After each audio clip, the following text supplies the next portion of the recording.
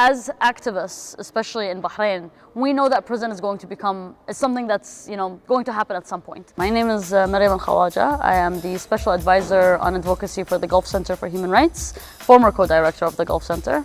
And I work with a lot of different NGOs on issues related to human rights, and especially in regards to the Middle East and North Africa region.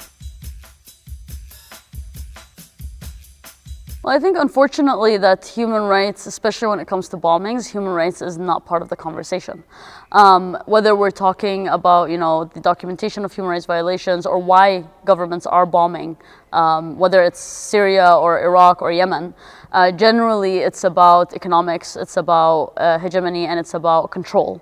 And so given the long history that we have in the Middle East and North Africa region in regards to Western interventions, we've seen time and time again that it's never really about the human rights situation. It's never really about the victims there. It's about serving interests of those Western countries who are involved in the fighting. So it's always difficult to talk about prison because at one hand, I kind of want to make fun of it. Usually when people ask me what was prison like, I always say, well, if you've watched Orange is the New Black, then Bahrain is kind of like the non-X-rated version of Orange is the New Black. But at the same time, I think it's quite problematic that we try to normalize our experiences to deal with them. And prison is pretty awful. I mean, the things that you have to go through, the undignified treatment that you receive, the things that you witness inside prison are very difficult. But I think also, a big part of that is, as activists, especially in Bahrain, we know that prison is going to become something that's going to happen at some point, and we wear it as a badge of honor. It means that we've been doing the right thing, that's angered the government enough to feel that it was worth putting us in prison for. But generally, I mean, I dealt with it. I used to play basketball when I was much younger, and I dealt with it as basically like a basketball training camp. So being with a lot of women during the experience, and then like trying to make the most of it by reading, by writing, but also meeting people. I spent a lot of time documenting cases of other people in prison.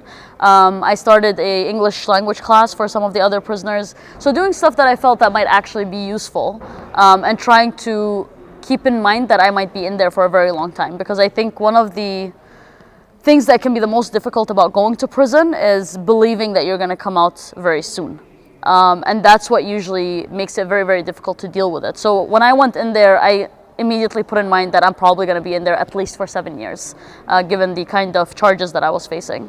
And that made it easier, somewhat easier to deal with.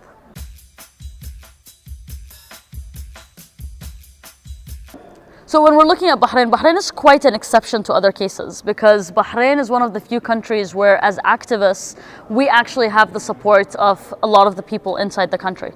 And so when you are a human rights defender, people see you as a hero, they support you, whether you're a woman or a man. And so going to prison is actually something that's seen as I said, it's a badge of honor. It means that you were doing something right. So in that sense, it actually makes you even more popular in a way when you go to prison. Like people actually support you even more because you've paid a price for the work that you're doing. So I think that generally, and like I said, Bahrain is an exception, but generally it's seen that human rights defenders who go to prison, they're very much part and parcel, part of the struggle, and part of the people who are struggling for change.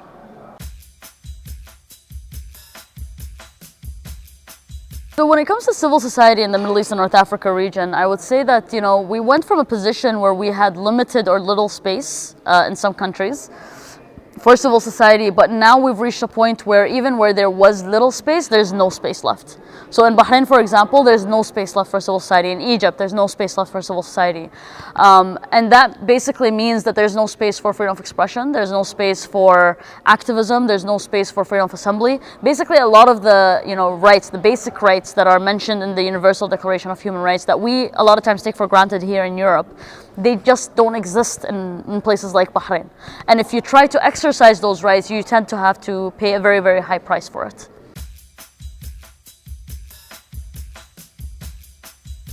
Definitely. I mean, for a very long time, being in Europe, and I grew up in Europe, a lot of times we would look at the Middle East as being very far removed and being unrelated to our realities here. And I would say that, there's a lot that's actually in common when we look at the infringement on the right to privacy, on the right to free expression, and so on, we're seeing that also being infringed upon in the EU and in the United States. And so we need to start finding those commonalities and connecting our social movements, because we're all in this together.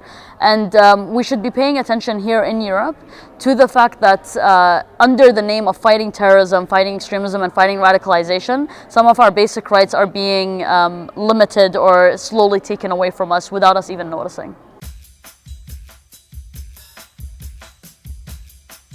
Partial truths. That's one of the things I have the most problems with. You know, when they cover a situation and they only give a part of the truth or a part of the context, sometimes that's as bad as lying about what's happening, because what it does is it creates this sense of disinformation, but also it ruins the image of what the reality actually is. I was talking to a journalist a few years ago, and he asked me the question. He said, why do you think, this was before Syria got really, really bad. He asked me, why do you think it is that Syria gets covered more than Bahrain? You know, why is it that journalists don't write about Bahrain as much as Syria? And I said, well, why don't you write about Bahrain as much as you write about Syria? And he said, well, you know, I don't have access to Bahrain. I can't go there. I can't travel there to like be able to write about it. And I said, okay, how many articles have you written about Syria? And he said, well, about 5 or 6. And I said, how many times have you actually been to Syria?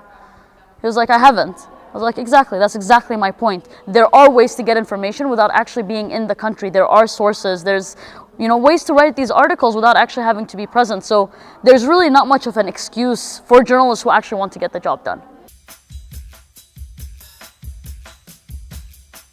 I think when it comes to women, there's definitely a problem of access, whether it's to media, getting their voices heard and so on.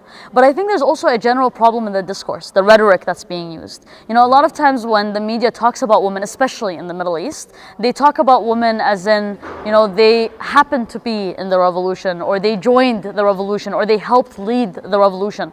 And the fact of the matter is that women, especially in the Middle East and North Africa, have always been a part of the struggle. It's not that they just happen to suddenly wake up one day and be like, okay, today we're going to go join the revolution.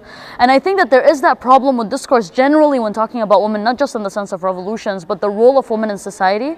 It's always as if women are in a space that they were not genuinely meant to be in, and that they're adding themselves to that space. Whereas the reality is that when have women not been on the front line? When have women not been paying a price and not been a part of the struggle? And I think that that's the kind of discourse that we need to start changing.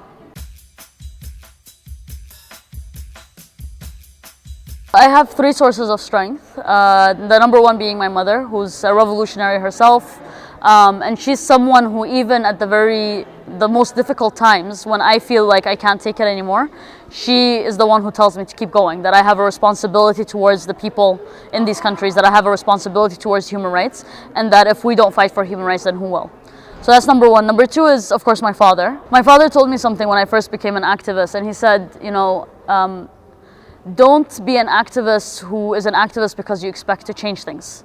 Because if you continuously expect that things will change, you will become hopeless when things don't, and you will give up. Become an activist who's an activist and who fights for rights because it's the right thing to do. Whether change happens or not, you know, that's something that will come later. It might come in our lifetime and it might not. But we do it because it's the right thing to do.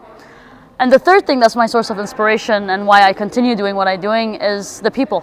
It's the fact that people are still going out on the streets and protesting 6 years later, despite the torture, despite the arrest, despite the killing, despite everything.